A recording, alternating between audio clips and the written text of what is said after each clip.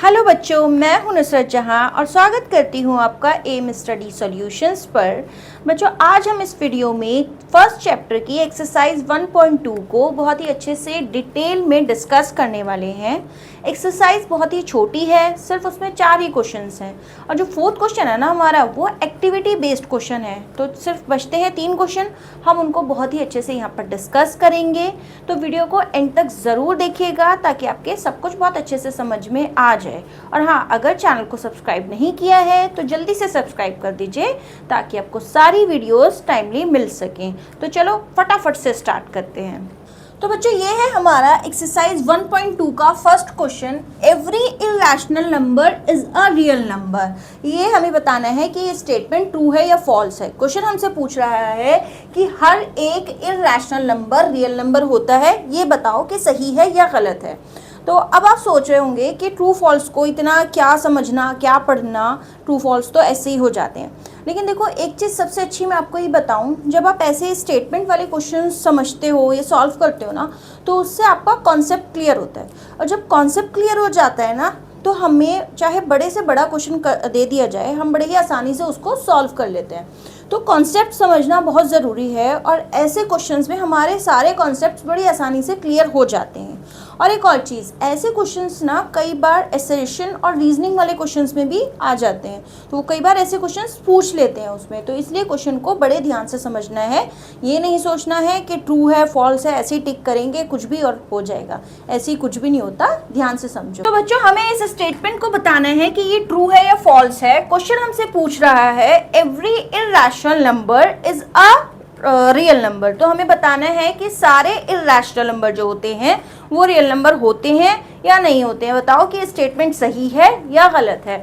अच्छा देखो, अब सबसे पहले मैं क्या करूँगी, यहाँ पर मुझे पता है कि रियल नंबर्स जो होते हैं ना, उसमें रैशनल नंबर्स भी आते हैं और इरेशनल नंबर्स भी आते हैं, है ना। ये हम ऑलरेडी सीख चुके हैं कि जो रियल नंबर्स होते हैं उनमें रैशनल नंबर्स भी आते हैं और इरेशनल नंबर्स भी आते हैं।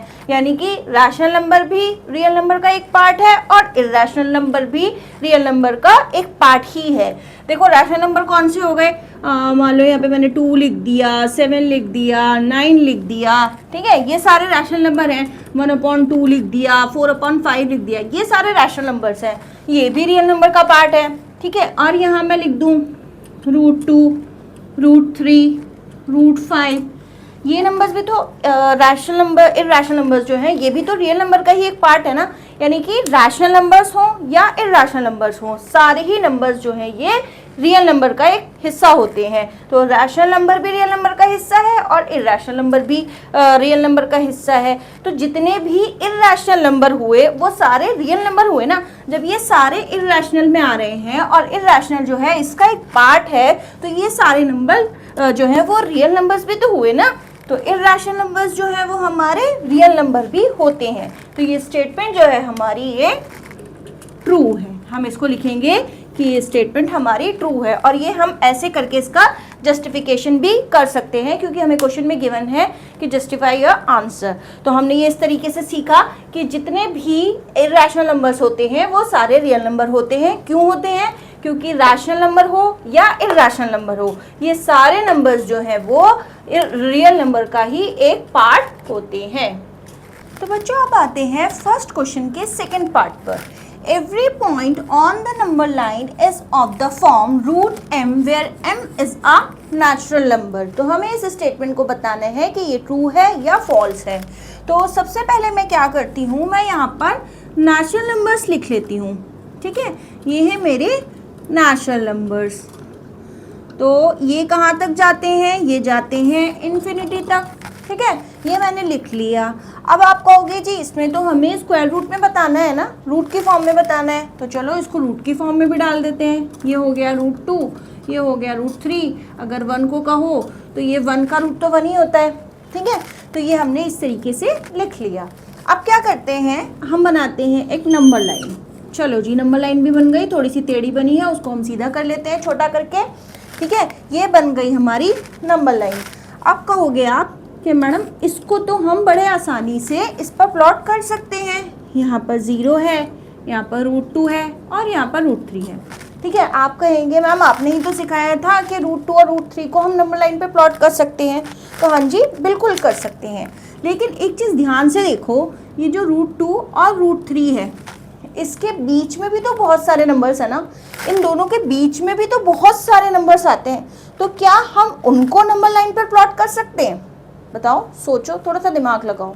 नहीं, हम उन नंबर्स को नंबर लाइन पर प्लॉट नहीं कर सकते। अब क्यों नहीं कर सकते, ये भी हमें पता होना चाहिए।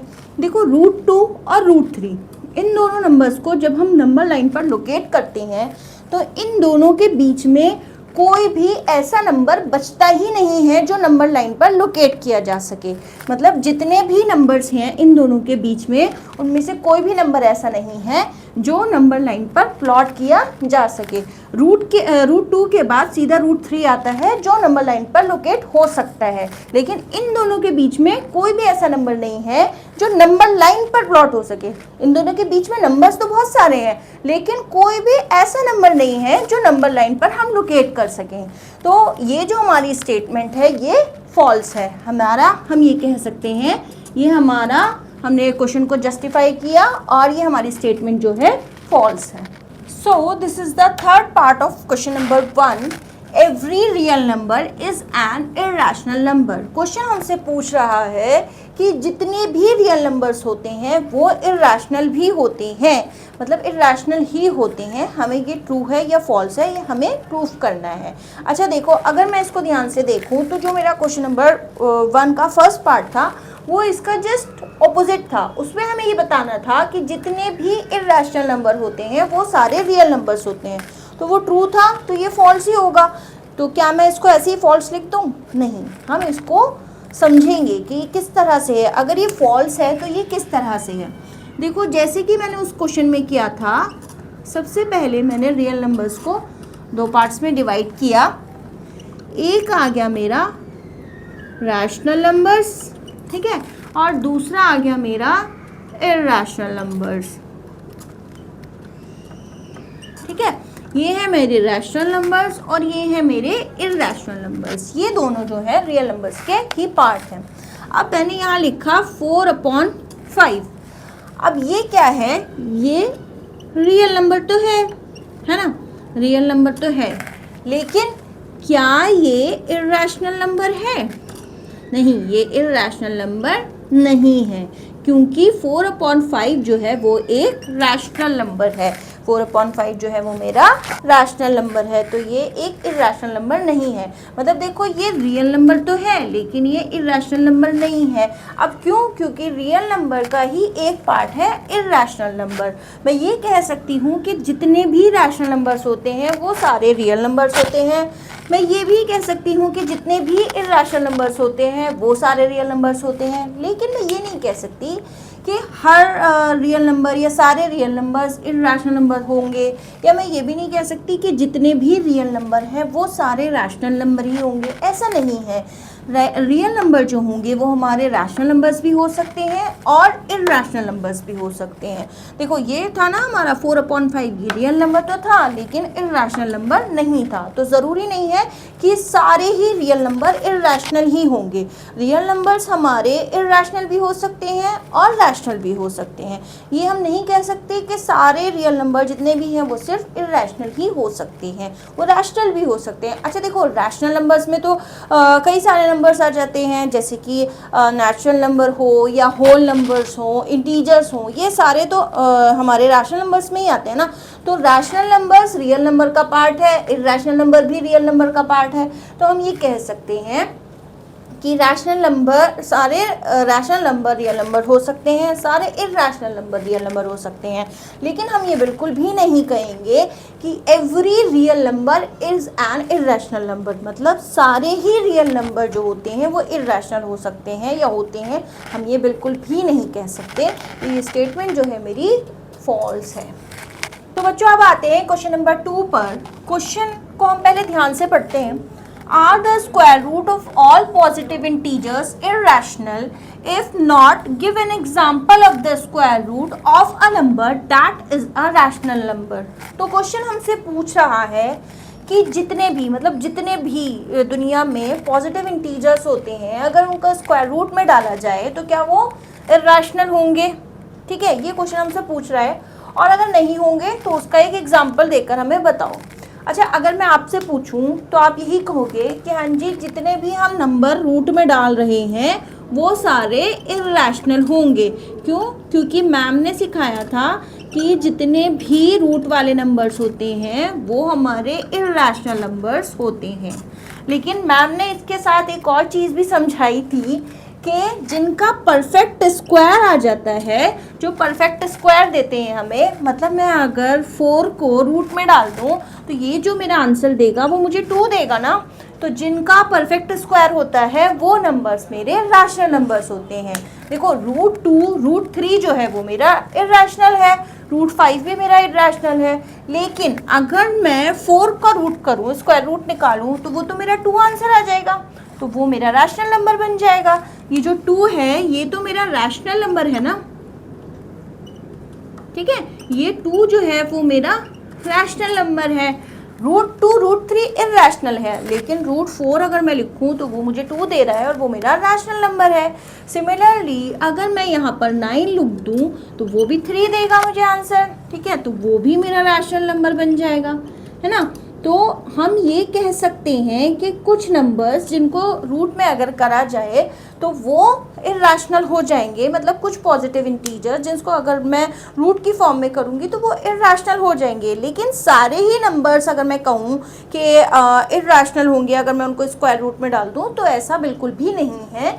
कुछ नंबर्स होते हैं वो इर्रेशनल बन जाते हैं और कुछ नंबर्स ऐसे होते हैं जो हमें रैशनल नंबर देते हैं, जैसे कि √4 √9 √36 √25। ये सारे जितने भी नंबर्स हैं ना, इसको हम क्या कर सकते हैं, हम इनको रैशनल नंबर की फॉर्म में लिख सकते हैं। ये सारे ही हमारे रैशनल नंबर्स हैं। √4 √9 √36 √25 इनकी बात कर रही हूँ मैं, ये मत समझ लेना √2 √3 मेरे इर्रेशनल ही है, मैं उनको अभी भी इर्रेशनल ही कह रही हूँ। लेकिन ये जो मेरे नंबर्स है ना, ये तो देखो जो भी परफेक्ट स्क्वायर हमें दे रहा है वो हमारा रैशनल नंबर बन जाता है। √4 का करेंगे √2 आया, √9 का करेंगे √3 आया। इसी तरीके से बहुत सारे नंबर्स हैं। √100 अगर मैं ले लूँ तो वो मेरा 10 बन जाएगा, और अगर मैं √49 ले लूँ तो वो मेरा 7 बन जाएगा। तो बहुत सारे नंबर्स हैं जो हमें रैशनल नंबर देते हैं अगर उनको रूट में डाला जाए तो, और बहुत सारे नंबर्स हैं जो हमारे इर्रेशनल हो जाते हैं। तो ये स्टेटमेंट जो है हमारी बिल्कुल भी ट्रू नहीं है, ये स्टेटमेंट जो है वो फॉल्स है। तो जो इसको समझने का एक तरीका ये भी है कि मैं यहाँ लिखूँ इम्परफेक्ट स्क्वायर्स। ठीक है, इम्परफेक्ट स्क्वायर मैं यहाँ पर लिखूँ, उनको मैं रूट में डालूँ तो वो मुझे क्या देंगे, वो मुझे देंगे इर्रेशनल नंबर्स। ठीक है, वो मुझे इर्रेशनल नंबर्स देंगे, जैसे √2 √3 √7। ठीक है, √5 √11, ये सारे जो नंबर्स हैं ये मेरे इर्रेशनल नंबर है। मतलब जितने भी इम्परफेक्ट स्क्वायर्स हैं वो सारे इर्रेशनल होते हैं। सिमिलरली अगर मैं यहाँ पर लिख दूँ परफेक्ट स्क्वायर, ठीक है, तो जो मेरा परफेक्ट स्क्वायर होगा ना वो मुझे एक रैशनल नंबर देगा। वो मुझे क्या देगा, एक रैशनल नंबर, यानी कि वो मैं P/Q की फॉर्म में भी लिख सकती हूँ, और वो मेरा इस तरीके से होगा। देखो ये √4 लिखा है तो इसका आंसर 2 आ जाएगा। यहाँ पर मैं अगर 25 लिखूँ तो ये मेरा 5 आ जाएगा। तो जो भी मैं परफेक्ट स्क्वायर रूट में डालूंगी वो मेरे रैशनल नंबर्स मुझे देंगे। इस तरीके से भी आप इसको याद रख सकते हो। अच्छा, जल्दी से आते हैं लास्ट क्वेश्चन पर। Question number 3, show how can √5 can be represented on number line. यही हमारा लास्ट क्वेश्चन है, क्योंकि क्वेश्चन नंबर 4 जो है वो एक्टिविटी बेस्ड क्वेश्चन है, वो हमें करने की ज़रूरत नहीं है। हम सिर्फ 3 क्वेश्चन यहाँ पर करेंगे। अच्छा, जो पहले 2 क्वेश्चन कराए हैं मैंने, आई होप कि आपको अच्छे से समझ में आ गए होंगे। तो जल्दी से हम ये वाला क्वेश्चन भी बहुत जल्दी से समझ लेते हैं। वैसे तो मैंने लास्ट वीडियो में आपको √2 √3 और √5 बनाना सिखा दिया था, फिर भी मैं जल्दी से रिवाइज करा देती हूँ। इसको फटाफट से स्टार्ट करते हैं। बच्चों, इस क्वेश्चन को करने के लिए सबसे पहले एक राइट एंगल ट्राइंगल बनाएंगे। यहाँ पर बना लेती हूँ मैं। यह मैंने छोटा सा एक राइट एंगल ट्राइंगल बना लिया। ये O है, ये ए है और ये बी है, ठीक है। अब मैं यहाँ पर 2 ले लेती हूँ, यहाँ पर 1 ले लेती हूँ, ठीक है। इसका मैं करती हूँ जस्टिफिकेशन, पाइथागोरस थ्योरम के थ्रू करेंगे। लास्ट वीडियो में भी मैंने आपको ये चीज़ समझाई थी, बहुत ही बेसिक सी प्रॉपर्टी है ये, हम इसको अप्लाई करेंगे यहाँ पर। हाइपोटेन्यूज का स्क्वायर बराबर होता है किसके, परपेंडिकुलर यानी कि 1 का स्क्वायर प्लस में बेस का स्क्वायर यानी कि 2 का होल स्क्वायर, ठीक है। इसको सॉल्व कर लेते हैं, तो ये आया मेरा 1 + 4, ये मैंने करा तो ये मेरा आ गया 5। जब हम इसको फर्दर सॉल्व करेंगे तो ये मेरा आ जाएगा, ये जो स्क्वायर था ये मैं यहाँ ले गई तो ये आ गया मेरा √5, ठीक है। तो h यानी कि OA जो है वो मेरा आ गया √5, ठीक। तो मैं यहाँ पर लिख देती हूँ छोटा सा √5। ये हमने इसका जस्टिफिकेशन कर लिया। अब हम करेंगे इसको नंबर लाइन पर लोकेट। अच्छा देखो, एक चीज़ मैं आपको समझाऊं कि जब भी नंबर लाइन पे √2, √3 या √5 को लोकेट करो ना, तो सबसे पहले उसका जस्टिफिकेशन ज़रूर कर लेना। वरना क्या होता है ना, टीचर्स को लगता है कि ये बच्चों ने जो नंबर लाइन पर बनाया है ये रट कर या कहीं से चीटिंग करके लिख दिया है, तो आपको उसका जस्टिफिकेशन ज़रूर करना है। जब भी करो, चाहे √2 हो, √3 हो, √5 हो, उसका जस्टिफिकेशन आपको ज़रूर देना है, ठीक है। तो चलो बच्चों स्टार्ट करते हैं। सबसे पहले मैं यहाँ पर एक नंबर लाइन बना लेती हूँ। ये मेरी हो गई नंबर लाइन, ठीक है। ये हो गया मेरा 0, ये 1 2 3। इनके बीच में जो तुम डिस्टेंस लोगे वो सेम होना चाहिए, ठीक है। वो हम स्केल से नाप लेते हैं। अगर मान लो यहाँ पर 1 सेंटीमीटर लिया है तो यहाँ भी 1 सेंटीमीटर, यहाँ भी 1 सेंटीमीटर, डिस्टेंस जो है वो सेम रहेगा, ठीक है। अब मुझे ये पता है कि जो √5 की वैल्यू आएगी वो 2 और 3 के बीच में आएगी। क्यों? क्योंकि √5 की वैल्यू जो आएगी वो 2 से ज़्यादा ही आएगी। 4 की वैल्यू, 4 का अगर मैं परफेक्ट स्क्वायर निकालती हूँ तो वो 2 आता है ना, तो इट मीन्स कि जो मेरी 5 की वैल्यू आएगी वो 2 से ज़्यादा ही आएगी, ठीक है। तो मुझे पता है कि ये 2 और 3 के बीच में कहीं ना कहीं लाई करेगा, ठीक है। तो सबसे पहले मैं क्या करूँगी, ये जो 2 है ना, इस पर एक परपेंडिकुलर मैं बना लूँगी। यहाँ मैंने एक परपेंडिकुलर बना लिया। जब मैंने यहाँ पर परपेंडिकुलर बनाया, डी से बना लेना, कंपास से बना लेना। डी से बनाना ज़्यादा इजी होता है, आप उससे भी बना सकते हो। अब उसके बाद हम क्या करेंगे, इस पॉइंट को हम नाम दे देंगे बी। यहाँ पर बी था ना, तो मैंने यहाँ पर भी इसको बी नाम दे दिया, ठीक है। अब क्या करेंगे, जितना यहाँ पर मैंने इसको 2 पर बनाया है, तो क्या मैं इतना मेजरमेंट ले लूँ, इसको कंपास को इतना खोल लूँ, क्योंकि √2 और √3 में तो हमने यही करा था ना कि इतना ही मैंने यहाँ पर नाप लिया था। लेकिन अब हम क्या करेंगे, हम जो कंपास को खोलना है ना, वो खोलना सिर्फ 1 यूनिट का ही है, 1 यूनिट का ही हमें कंपास को खोलना है। मतलब हम क्या करेंगे, कंपास को इतना नापा और फिर यहाँ पर जाकर यहाँ पर जो कंपास का वो नुकीला वाला एंड होता है ना, वो यहाँ पर रखोगे और फिर यहाँ पर जाकर एक आर्क लगा दोगे, ठीक है। मतलब हमने इतना इसको नापा और फिर यहाँ पर कंपास को रखा और पेंसिल से एक यहाँ पर कट लगा दिया। बनाना परपेंडिकुलर हमें 2 पर है, लेकिन हमें जो मेजरमेंट लेना है वो 1 यूनिट का ही लेना है, वो 1 यूनिट का ही हमें नाप कर यहाँ पर करना है। जितना इसका यहाँ पर लेंगे उतना ही यहाँ पर एक कट लगाएंगे, ठीक है। उसके बाद मैंने इसको नाम दे दिया ए। अब ये जो ओ है ना, इसको ए से ज्वाइन कर देंगे, ठीक है। ये जो ओ ए है, ये है मेरा पूरा ज्वाइन करने के बाद क्या बन गया, √5। यही तो था ना √5। तो ये जो ओ ए है ये मेरा क्या बन गया, √5। इसको थोड़ा सा ठीक कर लेते हैं। तो मैंने क्या किया, मैंने सिर्फ परपेंडिकुलर बनाया। परपेंडिकुलर बनाने के बाद यहाँ पर इतना कंपास खोलकर यहाँ पर कंपास को रखकर नुकीला वाला एंड यहाँ रखेंगे, पेंसिल यहाँ रखेंगे, यहाँ पर एक कट लगा दिया, ठीक है। उसके बाद कट लगाने के बाद ओ ए को मैंने ज्वाइन कर दिया। ये मेरा बन गया √5। अब क्या करना है, जब मेरा ये √5 बन गया ना, तो देखो मेरे पास अभी इस टाइम यहाँ पर कंपास तो है नहीं, मैं क्या वैसे ही समझाने की कोशिश करती हूँ मैं आपको। यहाँ पर मैं इसका एंड रखूँगी कंपास का और इतनी रेडियस खोलूँगी, ओ से लेकर ए तक की मैं रेडियस खोलूँगी और रेडियस को लेके ना फिर ऐसे करके एक आर्क लगा दूँगी। समझ में आई मेरी बात? यहाँ पर हमने कंपास को रखा और हमने ऐसे लाकर एक आर्क लगा दी। मतलब जो रेडियस होगी वो, ये तो सॉरी हट गया है यहाँ से, चलो हम दोबारा बना देते हैं। तो हमने कंपास को यहाँ पर रखा, इतनी रेडियस ली और फिर ऐसे करके कट लगा दिया। तो ये जो कट लगा है ना, ये है मेरा √5, ठीक है। ये जो पॉइंट आया यही मेरा √5 है। दोबारा से समझाती हूँ। सबसे पहले हमने एक नंबर लाइन बनाई, उसके बाद हमने 0, 1, 2, 3 हमने इस पे पॉइंट्स दे दिए, फिर मैंने 2 पर बनाया। क्यों? क्योंकि मुझे पता है कि जो √5 की वैल्यू आएगी वो 2 से ज़्यादा ही आएगी। तो √5 जो लाई करेगा वो 2 और 3 के बीच में ही कहीं ना कहीं लाई करेगा। मैंने फिर क्या किया, एक 1 यूनिट का कंपास खोलकर और फिर यहाँ पर रखकर एक कट लगा दिया, ठीक है। परपेंडिकुलर 2 पे बनाया था और जो मैंने मेज़र करा, जो डिस्टेंस लिया वो मैंने 1 यूनिट का लेकर यहाँ पर कंपास का नुकीला एंड रखकर यहाँ पर एक कट लगा दिया।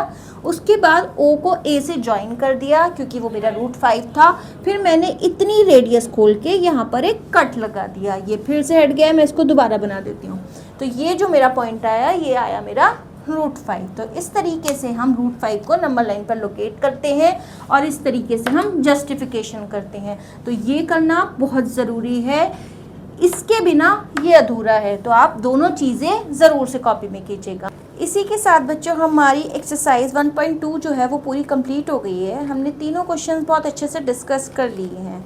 मैं हर वीडियो में कहती हूँ, कोई भी प्रॉब्लम हो, कोई भी डाउट हो, कोई भी स्टेप समझ में ना आया हो, आप मुझे कमेंट करके ज़रूर बताइए। क्योंकि बच्चों क्या है ना, जब हमारे डाउट रह जाते हैं ना तो हमारा क्वेश्चन सॉल्व नहीं हो पाता, और जब तुम्हारा क्वेश्चन सॉल्व नहीं होगा तो एग्ज़ाम्स में तो मार्क्स कटने तय है ना, वो तो कटने ही है। फिर जब क्वेश्चन ही करना नहीं आएगा तो पेपर में लिखोगे क्या? तो इसलिए अपने सारे डाउट्स क्लियर करो, चाहे भले ही वीडियो को 2x पर देखा करो, लेकिन ध्यान से समझ के सारी चीज़ें क्लियर करके समझनी चाहिए, अच्छे से समझनी चाहिए।